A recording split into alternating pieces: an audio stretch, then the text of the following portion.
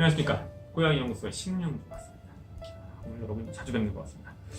오늘은 챕터 1 육종 준비 다섯 번째 강의 시설 및 장비 준비에 대해서 알아보도록 하겠습니다. 사실 가정형 육종원 가정분양이 아닙니다. 가정분양은 소규모 뒷방번식업자로 제가 항상 말씀을 드리고 이른바 홈베이스드 육종원을 운영하는데 별다른 시설이나 장비는 사실 필요가 없습니다.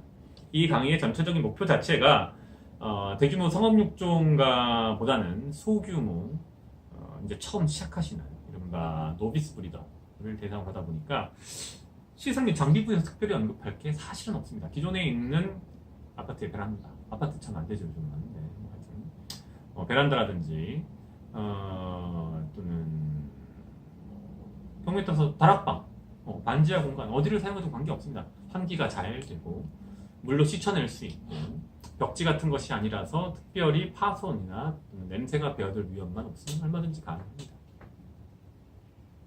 따라서 별도의 대단한 시설은 없어도 된다라고 말씀을 드리는데, 다만 요즘에는 이제 관련 법규가 바뀐 이후로 조금 아예 처음부터 시설을 제대로 갖추고 하시려는 분들이 계셔서 그런 분들을 고려해서 약간 완전한 전문적인 시설은 아니지만 조금 일반적인 가정집에서 조금 더 한 걸음 들어간 경우를 생각해 보겠습니다. 자, 고양이는 기본적으로 중성화를 하지 않은 상태에서는 수컷이건 암컷이건 소변을 뿌릴 수 있습니다. 경우에 따라서는 대변을 남자나 보는 분들도 있습니다. 발정기에는. 따라서 바닥이 수세가 어렵다면 번식용 개체를 키우는데 다소 제약이 있을 수 있습니다. 열심히 이렇게 들고 닦는 분이라면 모르겠지만 그렇지 않다면 악취나 오염의 문제로부터 자유롭기 어렵습니다. 제일 좋은 건 바닥에 우레탄을 치거나 또는 타일을 치는 거겠죠. 벽 역시 마찬가지입니다. 발톱으로 긁어대기 때문에 벽지가 있다면 그런 부분 역시 시간이 지나면서 인테리어 해놓은 것이 이런저런 문제가 발생할 수 있습니다.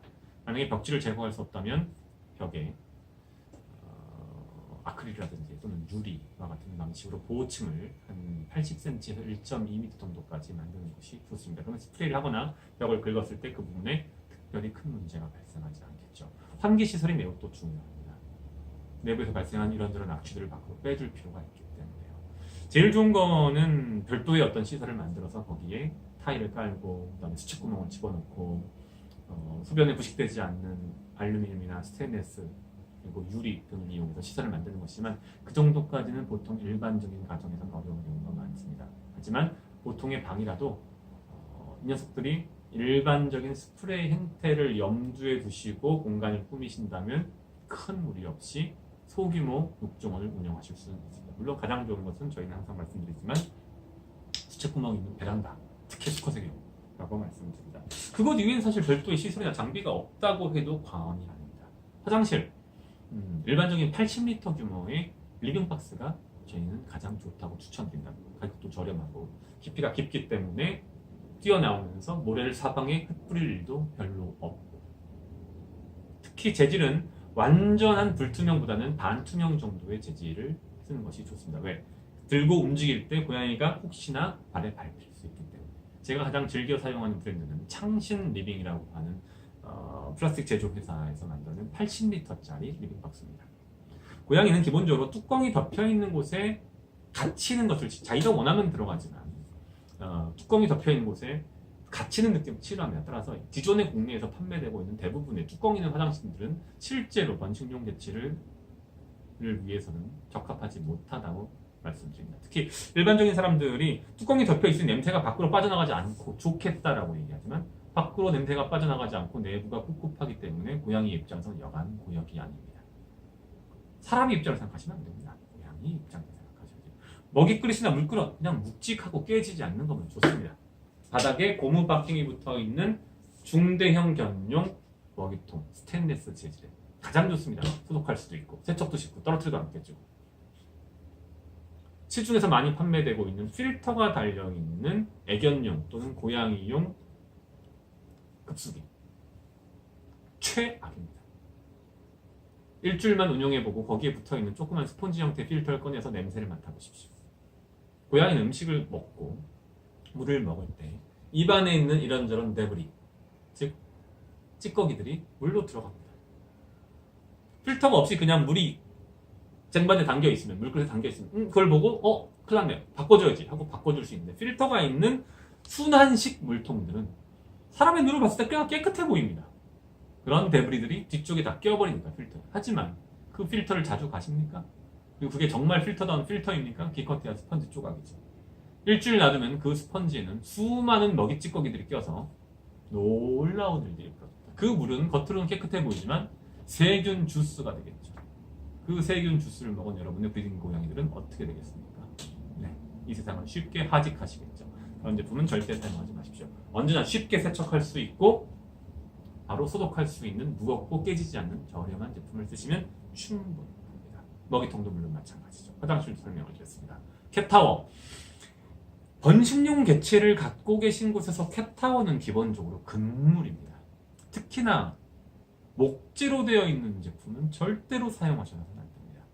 거기에 소변을 본다면 그 목재 캣타워는 며칠을 버티겠습니까?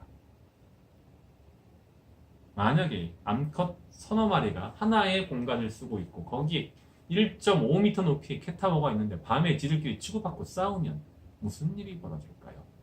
아침에 다리가 부러져 있는 암컷 고양이를 발견하게 되겠죠.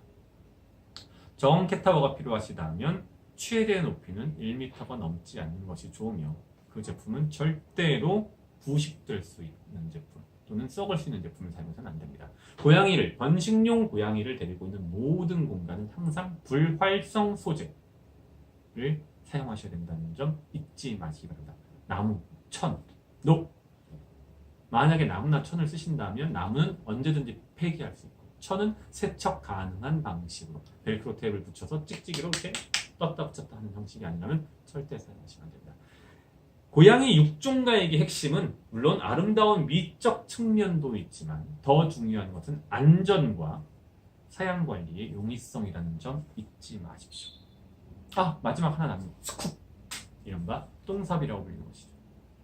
최대한 크고 단단한 것을 2-3개 이상 준비하십시오. 그것 이상 또 다른 고양이 사육을 위한 시설과 장비는 일단은 없는 것 같습니다. 되셨나요? 네. 전체적으로 봤을 때 이러한 시설과 장비를 마련하는 데 들어간 돈은 거의 무시할 정도의 수준이라고 할 것입니다. 물론 방을 이용하시고 방에 어떤 세척 가능한 설비를 집어넣으신다면 다수의 돈이 들어가겠지만 그것 이외에 별도로 구입할 것은 거의 제로에 가깝습니다. 고양이 육종을 통해서 삶을 바꾸고자 하시는 분들, 고양이 순종 고양이를 이용한 사업을 하시는 분들은 언제든지 주저하지 마시고 저희 고양이 연구소로 문의 주시기 바랍니다. 이상 신영주 박사였습니다. 감사합니다.